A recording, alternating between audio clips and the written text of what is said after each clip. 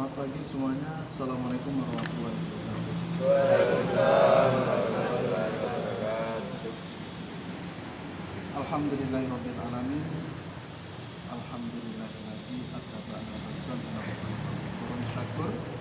Asyhadu an la ilaha illallah wa asyhadu anna Muhammadar Rasulullah sallallahu alaihi wasallam wa ala alihi wa sahbihi.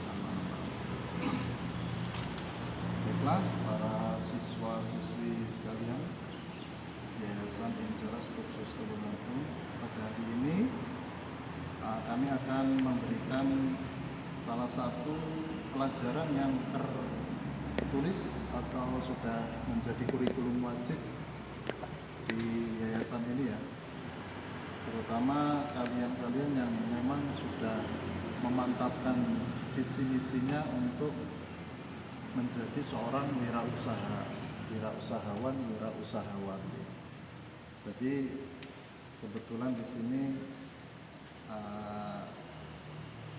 bisanya membuat kegiatan ini pas di minggu ini, semuanya longgar dan ada beberapa siswa yang kebetulan tidak hadir, dan insya Allah itu nanti menyusul di lain kesempatan.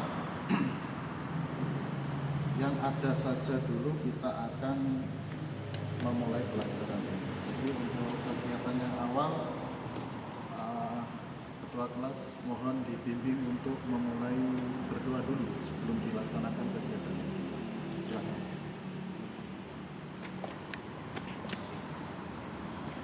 Untuk mengawali kegiatan kita pada pagi hari ini, marilah kita berdoa menurut keyakinan masing-masing. Berdoa bisa dimulai.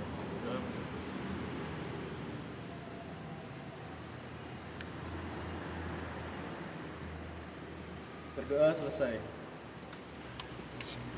Oke, terima kasih untuk ketua kelas yang telah mengabsensi, yang telah memimpin berdoa. Berikutnya adalah kita untuk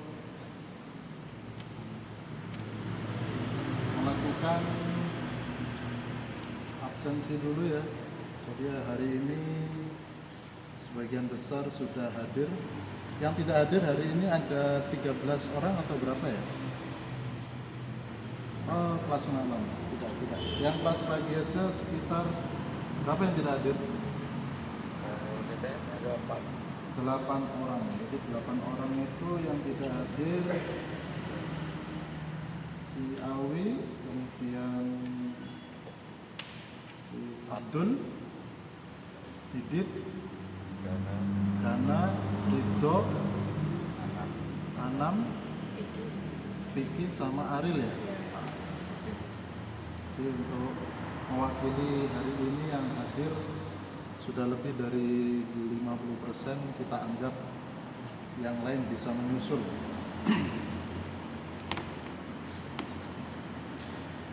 Pada hari ini kita akan membuka pelajaran tentang masalah ide kreatif dan kewirausahaan.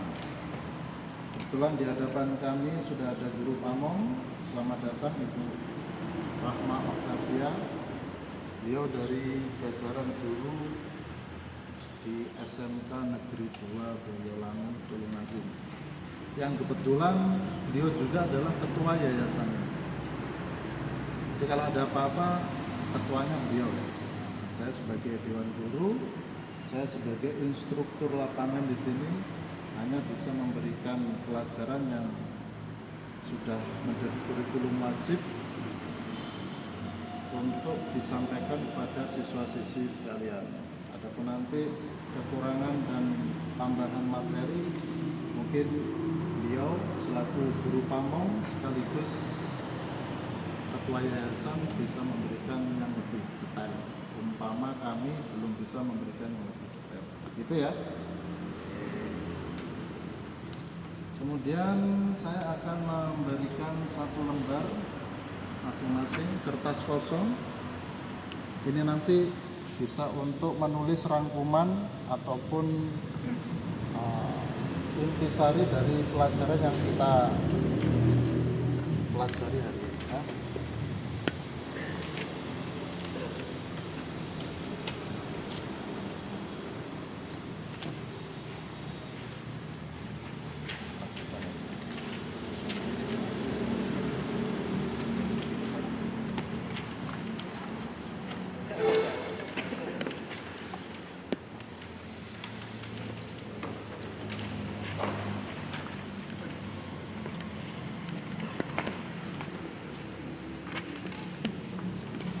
bisa menyimak sambil menulis ya.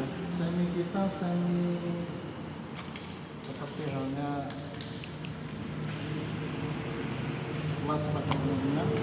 Kami menjelaskan, bisa langsung menulis secara inti, kemudian nanti akan kita jabarkan satu persatu tentang kegiatan.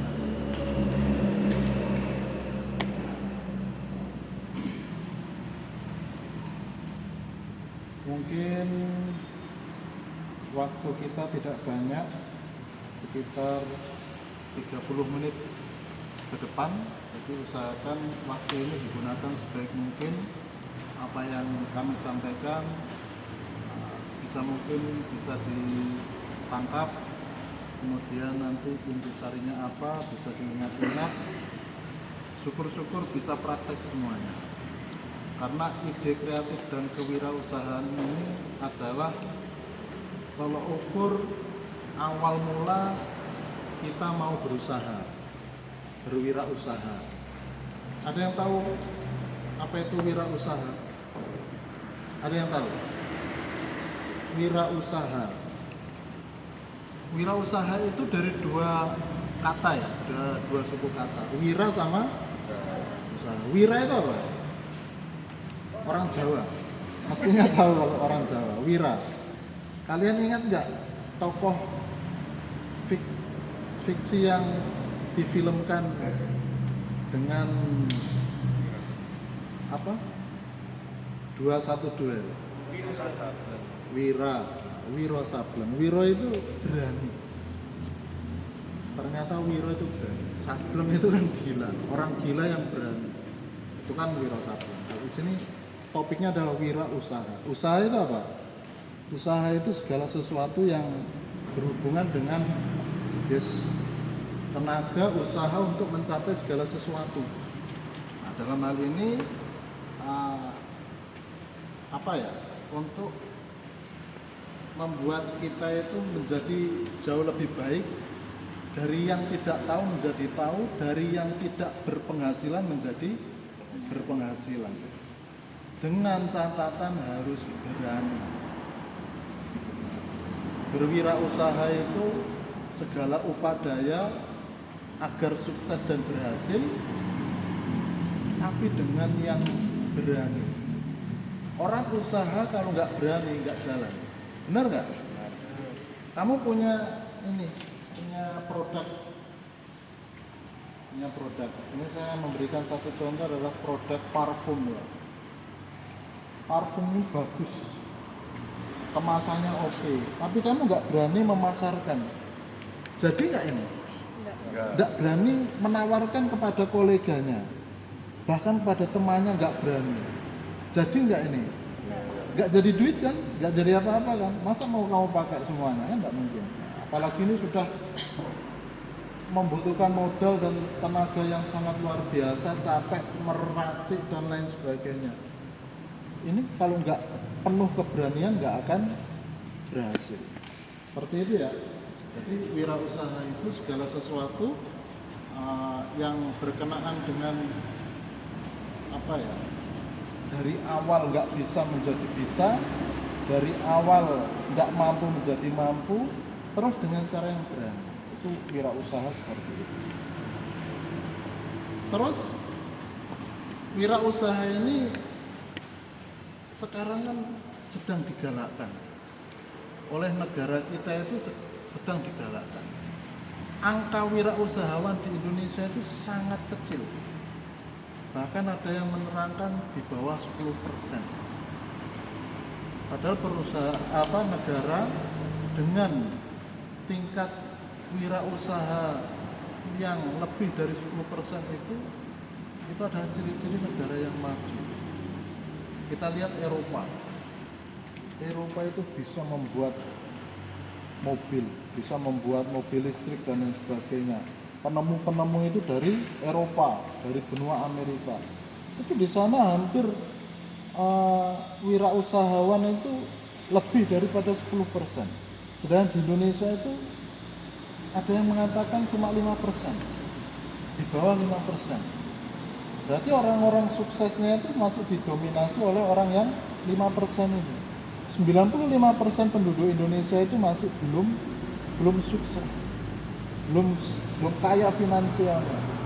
Makanya kalau kita lihat akhir-akhir ini banyak sekali berita elit global bisa membuat suatu negara bangkrut karena dia punya wirausaha yang kuat. Bahkan kemarin COVID katanya membuat lemah seluruh dunia begini. Itu digerakkan hanya beberapa orang saja. Nah, dari sekian pelaku ekonomi yang ngerti menguasai keadaan, dialah yang menang. Itulah wirausahawan. Seperti itu. Paham ya? Sampai di sini ada pertanyaan enggak? Tentang wirausaha ini tadi. Aman ya?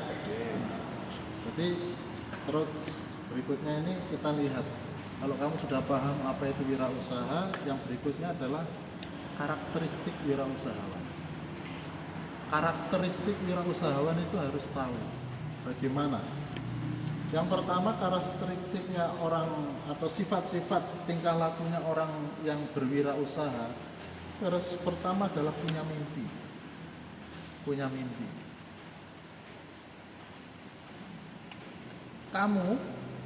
Kalian semua ini jangan pernah mengaku pengen menjadi pengusaha sukses kalau tidak punya mimpi awalnya. Makanya tadi sebelum Ibu Guru Pamong hadir, kan saya tanya satu-satu, kamu pengen apa? Kamu punya apa? Ini pengen menjadi wirausahaan yang apa? Tika ini tadi apa? CV. Kamu tadi apa? Rental. Feli? Skincare. Mbak Is apa? Belum tahu. Nah, kalau belum tahu, jangan pernah bermimpi menjadi seorang pengusaha sukses karena awalnya saja belum tahu kan. Nah, Tika apa? Kafe. Nah, dia sudah bermimpi punya kafe seperti apa? Seperti Dendi Cafe ya, itu yang di depan itu ya. Pengennya seperti itu, punya karyawan banyak kan gitu, punya pengunjung yang banyak, menunya lengkap, murah, enak lagi, banyak lagi, nah, kan gitu yang dicari. Terus Sita apa sih? Oh, buklet itu ya. Nah, Adel apa Del? Kos-kosan, mansion. Nah, Kevin? Kontrakan dan lain sebagainya. Saya nggak usah tanya satu-satu. Saya yakin di otaknya sudah ada dream, sudah ada mimpi tersendiri. Seperti itu ya. Kemudian seorang wirausaha itu juga tidak boleh bekerja dengan lambat. Ini ciri-ciri yang kedua. Tidak boleh lelet, tidak boleh lemot, tidak boleh slow respon. Ingat ya, pengusaha tidak boleh slow respon. Pengusaha tidak boleh lambat dalam mengantisipasi kejadian apa yang nanti membuat dia rugi.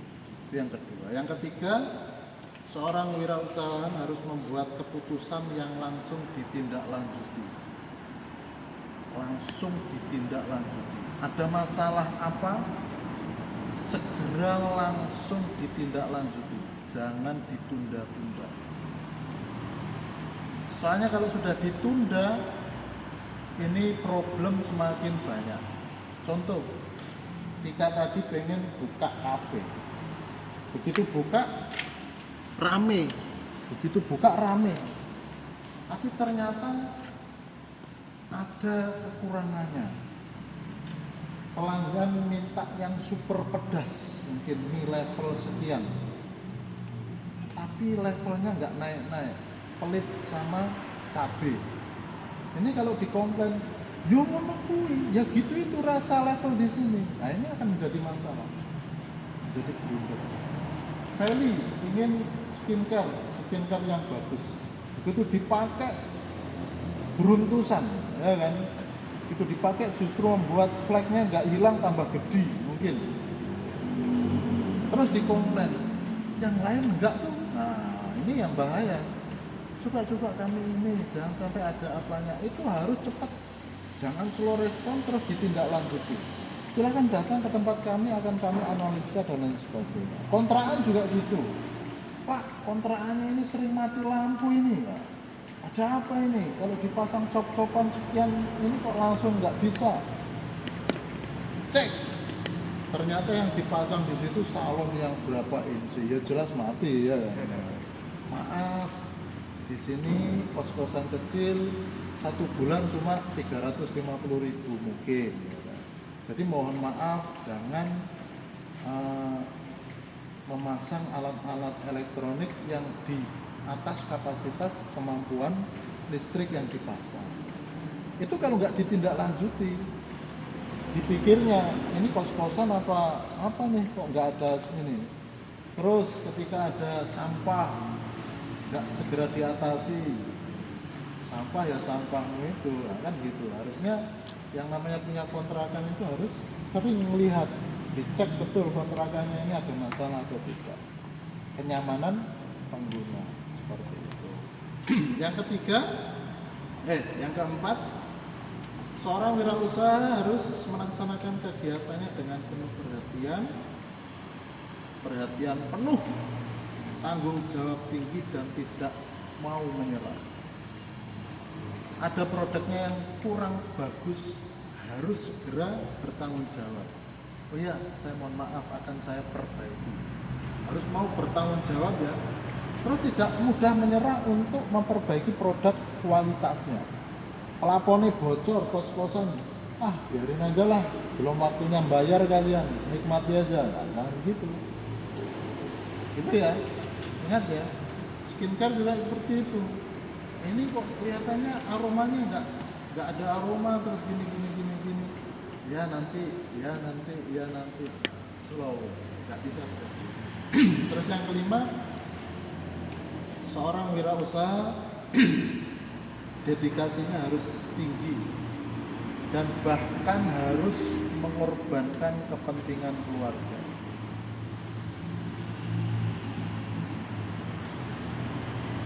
Ingat ini, dedikasimu harus tinggi terhadap usahamu dan berani mengorbankan waktu keluarga.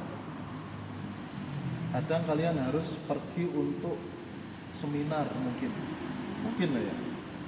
Seperti halnya si Feli tadi, ada pembukaan cabang baru di kota baru, Kediri, Trenggalek dan lain sebagainya. Skincare-nya rame di sana. Harus berani mengorbankan waktu untuk keluarga untuk kelangsungan bisnisnya. Seperti itu. Mungkin kos-kosan perlu lokasi baru yang harus berani. Sekian lama saya harus survei membuat kos-kosan yang baru. Mungkin ada tambahan rezeki dan lain sebagainya, harus berani mengorbankan waktu keluarga. Terus yang keenam, seorang wirausaha tidak boleh mengenal lelah. Tidak boleh mengenal lelah. Wajib kerja keras. Beda dengan ASN loh ya. ASN santai, sibuk, gajinya sama. Tapi pengusaha atau wirausahawan harus tidak mengenal lelah. Habiskan masa mudamu dengan kerja keras, nikmati saat-saatnya nanti kalau sudah berhasil. Gitu ya. Bahkan mungkin waktunya itu dalam satu hari 24 jam kurang sekali, sangat kurang. Saya harus ini, itu nanti akan dibayar setelah nantinya sukses. Terus yang ke berapa? 7, seorang wirausaha harus memperhatikan faktor kritis, tidak boleh mengabaikan hal-hal remeh. Seperti yang saya contohkan tadi, kalau ada komplain tidak boleh diremehkan. Mungkin kemasannya kurang menarik, yang jualan produk kemasannya kurang menarik, kurang praktis, dibuat sepraktis mungkin, semenarik mungkin. Apalagi kalau ada komplain. Ya. Terus yang ke-8, seorang wirausaha harus bertanggung jawab terhadap nasib dan tujuan yang harus dicapai. Harus bertanggung jawab terhadap nasib dan tujuan yang harus dicapai. Tanggung jawab, karena nantinya kesuksesan itu karena tanggung jawab ini yang akan apa?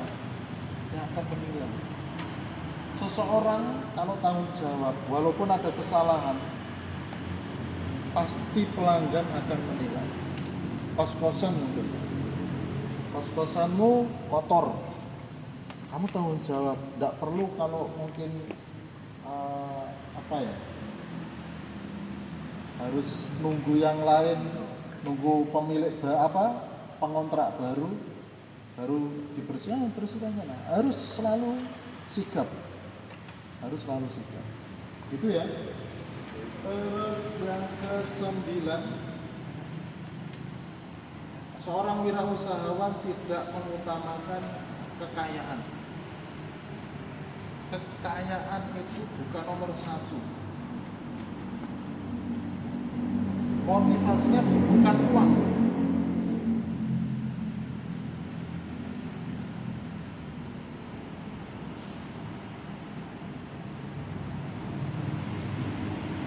Jadi seorang pengusaha itu tidak boleh hanya mengejar kekayaan saja, ya.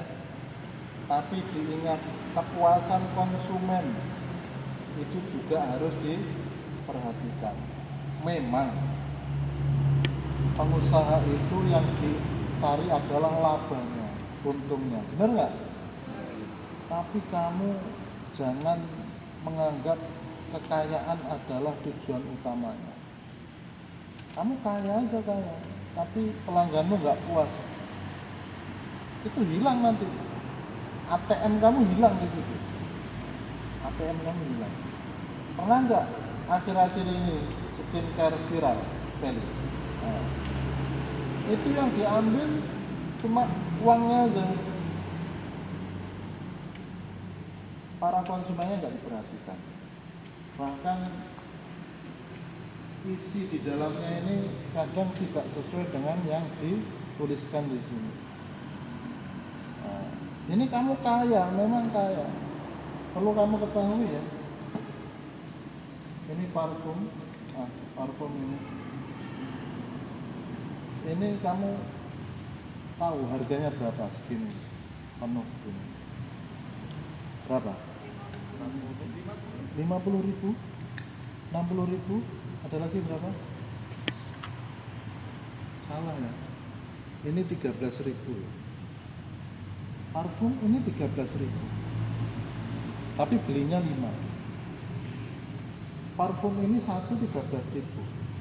Tapi belinya 5. Terus berapa keuntungannya kalau beli 5? Jangan hanya kamu mengandalkan 50.000, tapi kamu nggak mikirkan konsumen. Dari mana saya dapat 50.000 hanya dapat satu parfum? Padahal ini kalau di tangan yang tepat dia hanya menjual 13.000. Satu 13.000 kan di bakso berapa mangkok? 2 mangkok aja ya. Tapi dapat parfum.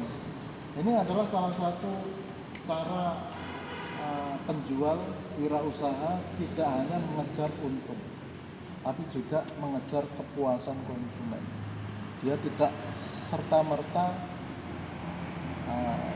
mendapatkan keuntungan atau kekayaan. Penting. Terus yang ke-10, seorang wirausaha harus punya harus bersedia mendistribusikan bisnisnya kepada orang-orang pekerjaannya. Maksudnya begini, seorang wirausaha itu tidak boleh pelit-pelit sekali ilmunya. Orang kepercayaannya yang sudah dirasa baik, loyalitasnya tinggi, itu juga diajari. Terus mengajarinya juga dengan etika. Etikanya apa? Dikasih wawasan. Kamu saya ajari, kamu sudah saya anggap saudara, atau kata-kata yang baik loh. Kata-kata yang tidak memusuhi, kata-kata yang tidak penuh persaingan. Ingat, wirausaha itu jahat. Di Indonesia itu wirausaha kadang jahat. Orang yang diajari justru nanti akan menjadi ular. Nah, seperti itu. Nah, orang-orang yang sudah loyal terhadap kamu udah menggurita, bisnisnya udah bagus ya kan. Orang yang loyal, ajari dia. Ajari. Untuk bisa berusaha dan lain sebagainya. Otomatis akan terbentuk yang namanya seleksi alam. Seleksi alam itu gimana? Usahamu baik, kamu menciptakan orang-orang yang baik seperti kamu. Dia tidak akan memusuhi kamu. Ingat ya, beda lagi kalau kamu memecat karena kamu sukses, kamu ambil dia tenaganya, nggak diajari apa-apa, setelah kamu sukses, kamu buang. Ini akan jadi hal-hal yang buruk. Hati-hati. Ini musuh utama pengusaha. Jadi orang yang sudah kamu percaya, kamu tawarkan untuk menjadi relasi atau gimana. Supaya apa? Supaya ini tidak menjadi musuh. Mending kita menciptakan pengusaha yang baru dari orang kepercayaan kita, ini dibuat rekan, bukan menjadi saingan. Kalau sainganmu yang kamu ciptakan, bahaya nggak? Tidak bahaya. Sangat tidak bahaya. Karena kamu sudah tahu betul, kamu percaya betul, kamu dibantu sampai setinggi ini bisnisnya. Dan dia nggak akan pernah, sangat kecil kemungkinannya untuk membunuh kamu dari belakang. Naluri seseorang yang dirawat dengan baik dengan tidak, itu beda. Paham? Setuju? Setuju. Seperti itu ya. Ingat-ingat sekali, kalau sudah bisnisnya besar, tolong ajari, terutama orang-orang yang sudah kalian anggap baik, bisa dipercaya. Supaya apa? Ketika dia besar pun, dia bukan saingan yang bahaya. Ini yang kadang tidak bisa diterima oleh para pengusaha. Bahkan kami, ketika ada mungkin Dennis atau siapa, suatu ketika ingin membuat yayasan yang sama dengan kursus di sini, saya nggak pernah melarang dan saya akan support. Ingat itu, Dennis ya, saya akan support. Dan ini tidak bahaya, karena apa? Saya sudah mengajari step by step. Step by step. Ini langkahnya begini. Saya nggak khawatir dong, dia nggak akan membunuh kami kan. Apalagi kita orang yang beragama. Siapa yang berbuat baik, manfaat untuk dirinya.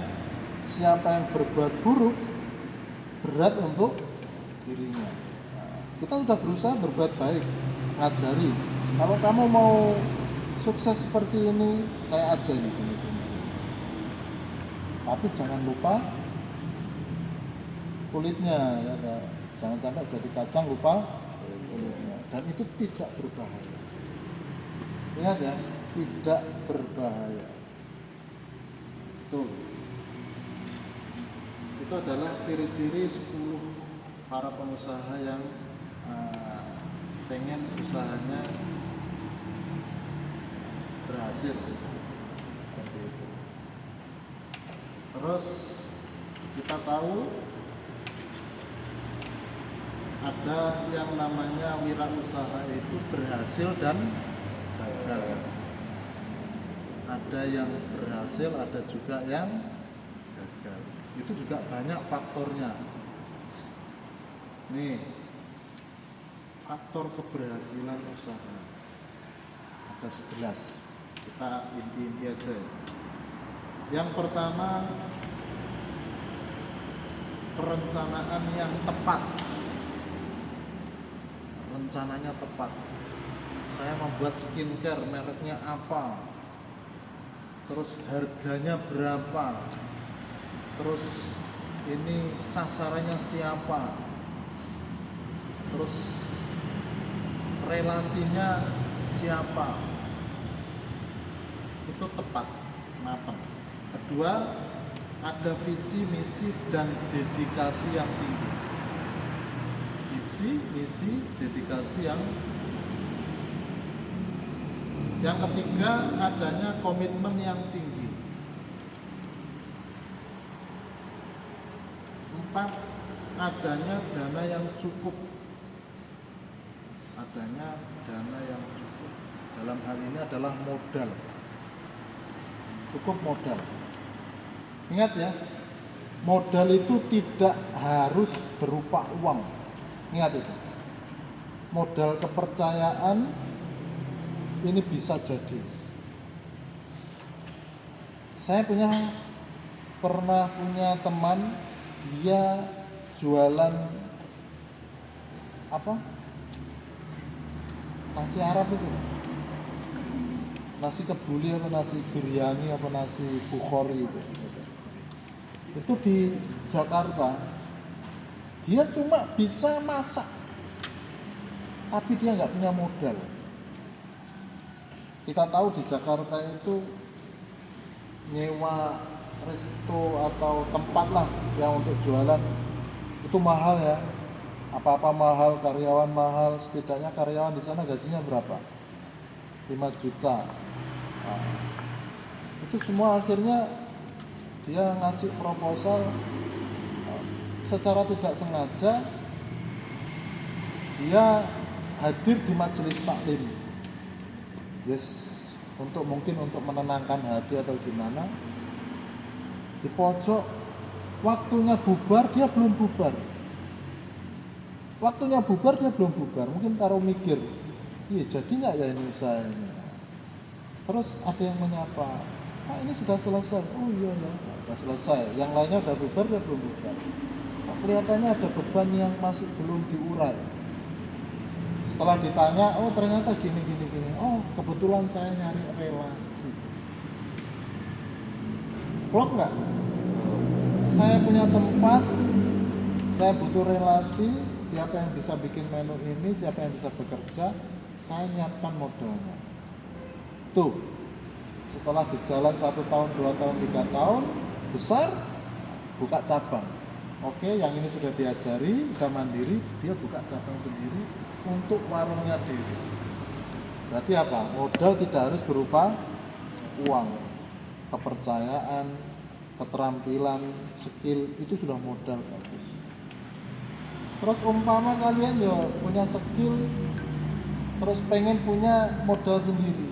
Nah, ini kan kalian yang mau ke Jepang, yang mau berangkat, setelah sampai di Jepang kan pasti dapat gaji ya, kerja ya. Nah, itu kan kalian kumpulkan bisa menjadi modal. Tuh. Jadi gini, saya pernah dapat nasihat dari teman saya itu, kamu tahu nggak, yang pengen usahanya pasti berhasil, dia mengatakan pasti berarti udah rumus ini. Iya ya, gimana?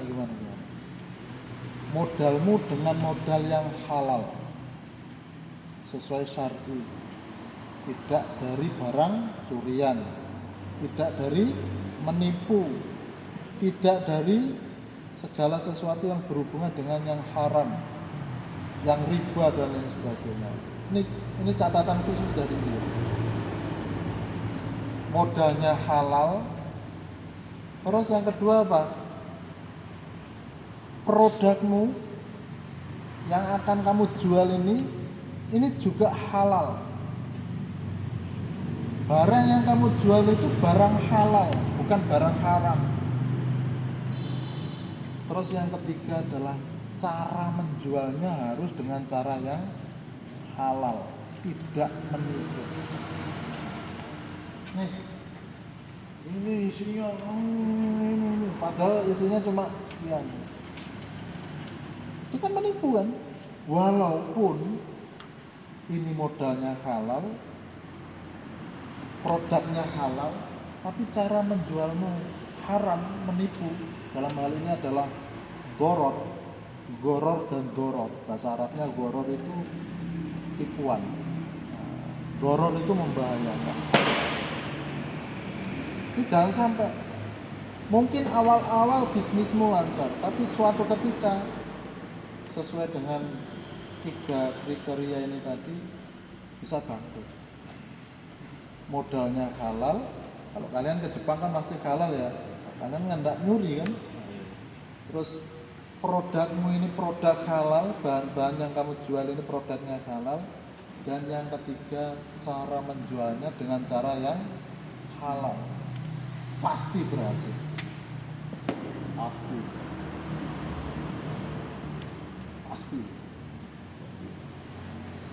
Terus yang kelima, SDM-nya handal. Ini ya faktor keberhasilan. Yang keenam, manajemen usahanya baik. Yang ketujuh,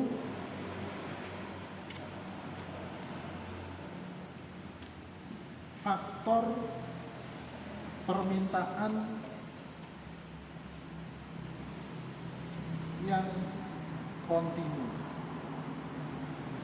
Kontinu itu apa? Terus menerus, berlanjut. Permintaannya terus. Terus yang kedelapan, faktor keterampilan dan pengalaman. Kamu punya usaha, modalmu besar, tapi nggak pengalaman, nggak terampil, bisa bangkrut loh itu. Terus yang kesembilan, adanya kecocokan. Kamu menjual sesuatu itu harus cocok dengan, kalau makanan ya harus cocok dengan lidahnya orang yang kamu sasar. Mungkin di sini kamu bisnisnya di Indonesia, jangan pakai resep India. Kamu pakai resep perindapan, garam masala semua isinya ya kan. Apa-apa dikasih masala, sedikit-sedikit dikasih bumbu kari. Orang kalau nggak suka ya selesai sudah. Yang ke-10, konsumen puas. Terus yang ke-11, sarana dan prasarana yang baik. Mungkin kamu menjualnya lewat internet, prasaranamu berupa alat-alat itu ya menunjang, dibuat ngedit nggak nge-lag, ini buat ngedit nge-lag dan lain sebagainya, ini wassalam. Apalagi yang usahanya di bidang printing. Ada yang pengen usaha di bidang printing? Tahu printing? Tahu. Obo? Percetakan. Percetakan itu. Kamu tahu baliho, banner itu? Ya itu yang printing. Itu kalau sarana dan prasarananya nggak lengkap, mesin printnya cuma satu, apalagi yang kualitasnya rendahan,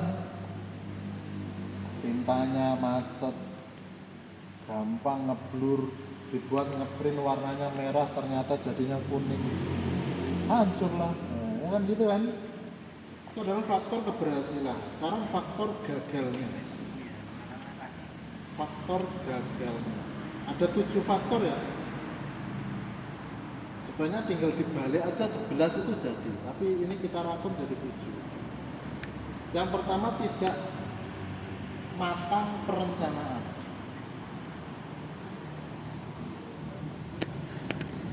Yang kedua, tidak bakat. Kamu mau menjadi seorang penjual, tapi nggak bakat menjual, nggak laku. Karena ada gestur ya. Saya pernah punya teman, dia itu kebetulan dari NTB dia. Wajahnya itu tegang.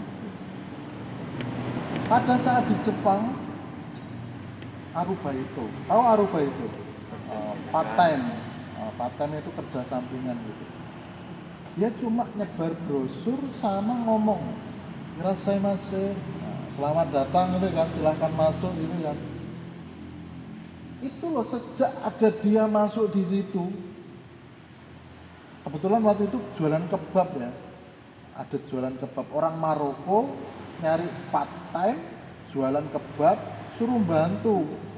Ini cuma nyebar brosur sama irashaimase. Karena gestur wajahnya itu nggak cocok orang jualan, senyum nggak bisa. Maaf ya, wajahnya hitam ya kan? Wajahnya hitam, kebetulan hitam bener, lebam gitu. Ya mungkin karena memang ya gennya sana hitam gitu. Terus orangnya nggak mudah tersenyum. Suruh jualan nggak laku itu. Bukannya ada dia malah laris, malah nggak ada yang beli. Takut orang datang. Apalagi orang Jepang kan sensitif banget kan. Ini opo kuwi? Nah, ini makhluk piye iki? Nah, itu adalah salah satu ini yang namanya tidak bakat, tidak ada kecocokan, tidak bakat. Jangan dipaksakan. Ada kalanya kamu mancing itu harus berubah arah. Di situ nggak dapet aja, menjual nggak dapet. Ya udah, ubah arahnya. Ya kan? Ada yang mestinya di sana banyak ikannya, kamu pengen, sabarlah, barangkali habis ini ada pembeli, habis ini mungkin nanti ada yang datang kos gitu. Kamu udah kelihatan, itu loh pemilik kos itu loh nggak pernah ramah, orangnya besar ya kan, medeni, kan gitu, rumahnya angker, ya jangan dipaksakan, kan seperti itu kan. Nah, ya udah ganti usaha yang lain, itu namanya tidak cocok. Mungkin jualan skincare nggak laku-laku, ya jangan terus jualan itu, kali-kali jualan apa kayak kan dagangan nggak hanya itu aja kan. Mungkin jualan apa mbak, susu sapi pagar wojo kan ya banyak di sini yang perlu, mungkin jualan itu. Yang ketiga, tidak pengalaman. Yang kedua tadi kan nggak bakat, nggak cocok loh, nggak cocok jualan itu ya, jadi nunggu dan membuang waktu gitu.